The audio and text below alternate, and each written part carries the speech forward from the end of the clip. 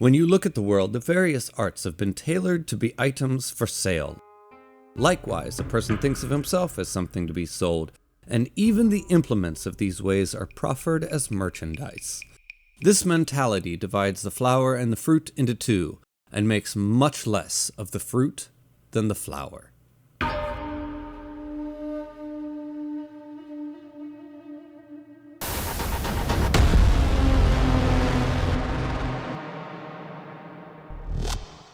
Welcome to part 2 of the first volume of Vagabond. If for some reason you missed the first video in this volume, I'll go ahead and link that in the description below. Also, I want to go ahead and thank my patrons. I will always dream of the day that I get to do this full time, and if that day ever comes, it will be because of you guys. So thank you guys so very much. Let's keep living the dream. Also, real fast here, sorry for the interruption, but I was sitting here editing the video, and I realized that I got a new patron this week, and I forgot to say thank you. So please allow me to just pause for 1 second and say thank you to Connor, my new advanced patron that I got this week. Thank you, Connor. Thank you, all of my patrons. Back to the video. Now, picking up right where we left off, Takazo and Otsu are going to go out, and they're going to attempt to capture Takazo. And they're going to set up camp around a fire, and they're going to make a stew. They're going to have this nice little conversation. All the while, Takazo is hiding right outside the clearing in the woods. But their conversation is going to cause a little flashback, and in the flashback, we see the first time that Takazo fought to prove his strength, and in doing so, he was labeled as a demon by this town, and nobody would have anything to do with him. The only person after this that continued to be his friend was Matahachi. And Otsu took that as a sign of Matahachi's good character, which made her like Matahachi. At this point, Takazo's gonna actually stumble out of the woods, tired and hungry. And Otsu will get up, go over to him, and embrace him. And at this point, they're gonna bring him in, and in a way, he's effectively captured by Otsu. And this will eventually become a revolving door of him being visited by Otsu, Otsugi, and Takazo. Otsu to attempt to comically feed him food on the end of a stick, Otsugi taunting him to ridicule him, and Takazo taunting him with the purpose and intent of teaching him. Now it's flashback time. This time it's of a man taunting him and calling him the demon child and just making him feel weak in general. I initially thought it was his father, but I don't think so based on a thing that happens later in the volume where it shows his dad, and his dad is drawn differently, so I don't know who this guy is. But anyway, back at the tree where Takazo's hanging up, the guy from before that tried to kill him is going to show back up, and he's going to try to kill him again, or at least go to kill him when Takazo shows up and defeats him with a look.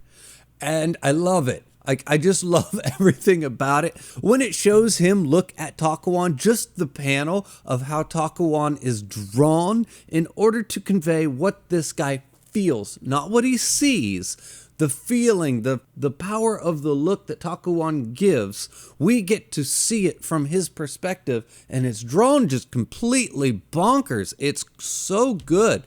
This manga is gonna give us a ton of information and in a ton of different ways, and it's none of it's spoon-fed. You really just, what is this picture?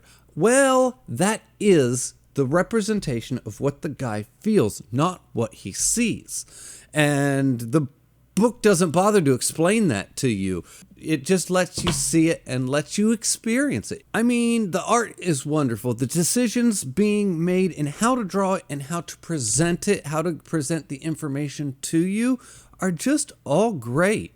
And then it starts a conversation. The guy ran away because he claims that Takazo defeated him with a look. So that can start a conversation of strength. What is strength? So basically, Takazo is strong of mind. Therefore, he can defeat a warrior who has strength of body with a single look.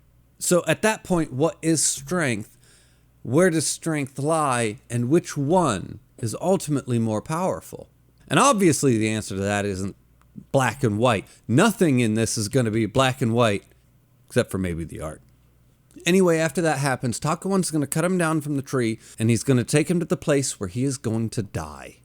And he's doing all of this to teach him a lesson. And essentially that lesson is, you're going about life all wrong. He's using his life to pursue strength. And pursuing strength isn't necessarily a bad thing. Pursuing strength could be a noble venture, but the way that Takazo is going about doing it is anything but noble. Essentially, you can live your life to pursue strength, and you can be noble. You can also live your life to pursue strength, and you can be evil. It's all in the minutia and the way you do what you do that defines what you do. Through all of this, Takazo will repeatedly just beg him to kill him, because at this point, Takazo's at a low point. He has been beaten, he has been starved, he's tired, he's been hung from a tree, he's pretty much at a low point.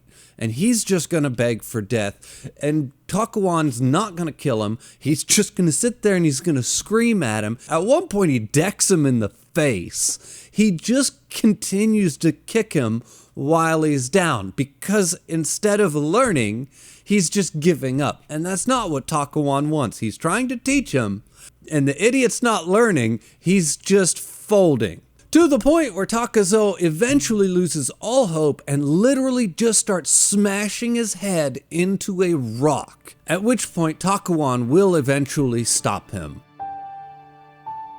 And just ends up sitting on the ground, holding him crying. Is a life of murder and rage noble? That life is not for you. Is it true, Takuwan? Do I really deserve to live? There is no light for those who do not know darkness. Live on and endure the shadows, and brightness will become your way. Shinmin Takazo died here today. From now on, you are Miyamoto Musashi.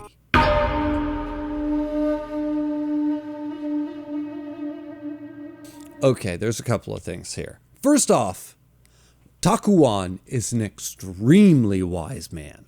He's also a pretty bad teacher.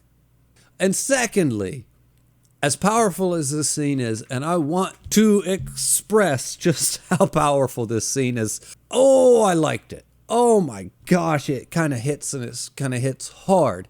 But if I'm being honest, I kind of prefer the version of this from the book a little bit better, because this ends with him being Miyamoto Musashi and going on the run from the authorities, and they're gonna, Takazo died here, Musashi was born, and, I'll tell the authorities that. Now, in the book, and I'm going to discuss how this happens in the book, which is early in the book. It just, technically, I'm spoiling this section of the book, in case you're worried about spoilers for the book. But in the book, he is taken to the authorities. He actually is punished for what he does. His punishment is to be locked in a cell for 3 years.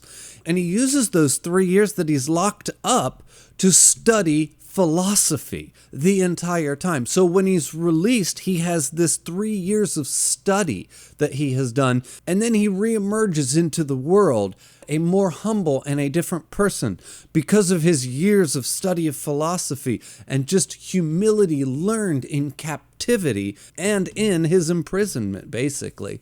Which, if I just had to pick between the two, I did kind of prefer the 3 years of imprisonment and philosophical study over this particular version of the events. But that being said, I really don't want to take anything away from this scene because it was drawn and executed so well that it has to be commended.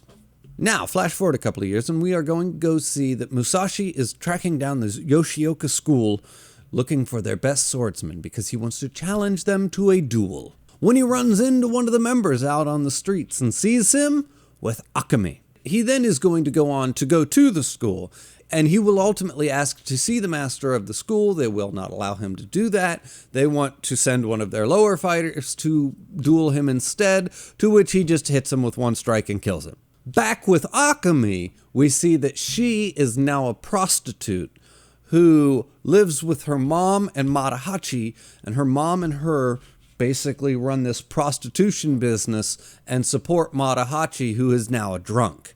Matahachi doesn't like this, and he's going to ridicule them for being prostitutes and selling themselves. He's going to even beg them to quit. They will then ridicule him for being a worthless drunk, which makes him mad, and he claims that I told you, you don't have to do this, I will work.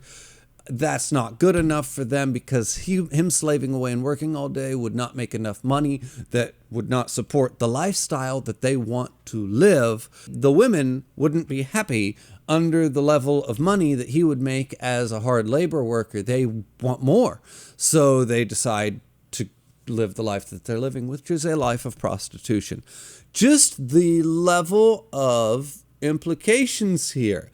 I mean, we could talk about this one all day long. What is right? What is wrong? How right is it what the women are doing? Is it wrong of them to want more? Is it wrong of him to live off of their money all day while drinking, while criticizing them for what they do? It just round and round and round we could go about this particular situation, and he doesn't even dwell on it. He literally presents it to us, gives us all the dirty, ugly, nitty-gritty details of these people's current lives, and then just moves on. And I'm sure this will continue to reverberate through the story from here on, but this is just, the handling of it is so good. The handling of the whole story is good. I am really enjoying this one. Meanwhile, over at the Yoshioka school, the brother of the headmaster is going to come out, and he's going to ultimately challenge Musashi. But at the same time, the actual headmaster is also going to come out when Musashi realizes it's the man from earlier that he ran into in the street. Musashi's going to continue to try and challenge them. The master's so disinterested in any of this that he draws a sword, cuts Musashi's stick in half, and cuts him in the head. And then just dismisses himself and leaves to go back to the pleasure quarters of the town. This is a whole new level for both Musashi and us, because we haven't seen somebody of this power level before that just really brushes Musashi off and cuts him in the face at the same time. I mean, I said in the last one that so far Musashi has literally been like a force of nature, just mowing through everything in his path, and he has met a couple things that are about as powerful as him, and this is the first time that we've seen somebody probably more powerful.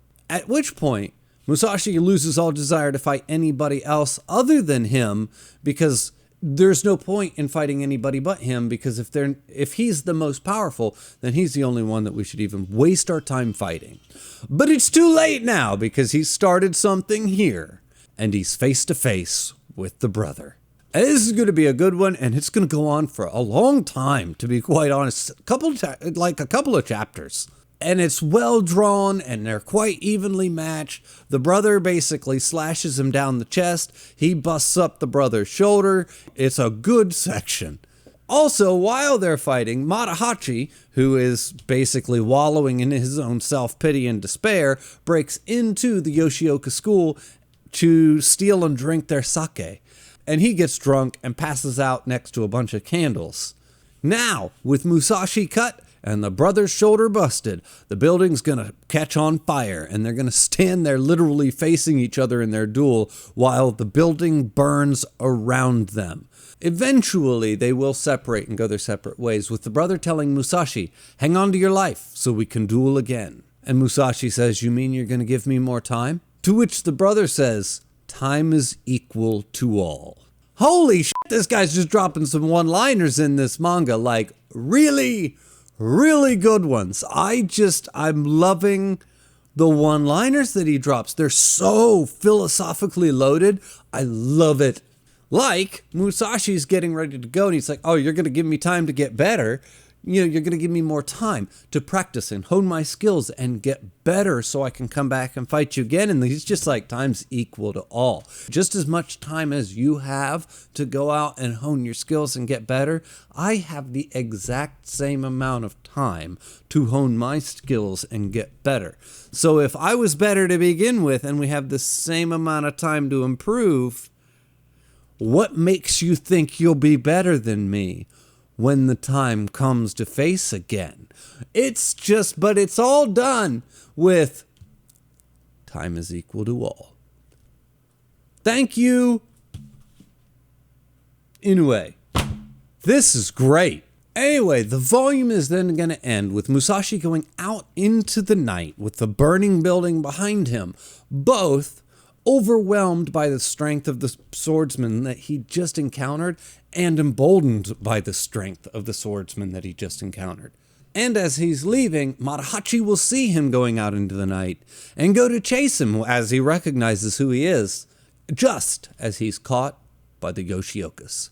And this is just wonderful. And just like in the last video, at the risk of repeating myself, this is just so very different than the book was. But the fact that it's different makes it great, because it's finding different ways to convey the same message.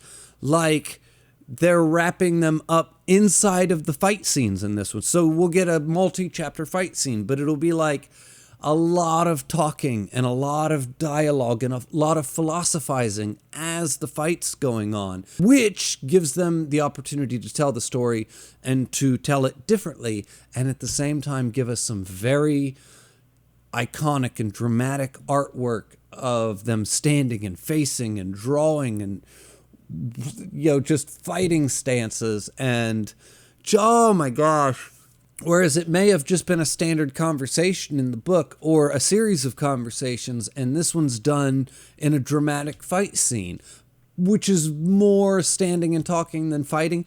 Kind of like Star Wars, if you really want to boil this down to although this might be a little bit deeper than Star Wars was, but the same kind of thing, because most of those, especially in the old ones, most of those fight scenes were actually dialogue. Anyway, I loved this. And I'm going to go ahead and I'm just going to give this the exact same score that I gave the last one, because I think this whole first volume is a solid 9. If you haven't read it, I suggest, well, first off, why are you watching this video? Secondly, I suggest you go read it. I highly recommend it. It's a very good manga. And of course, as always, the link for my Patreon's in the description below. The link for my Discord's in the description below. Thank you for watching, and I'll see you next time.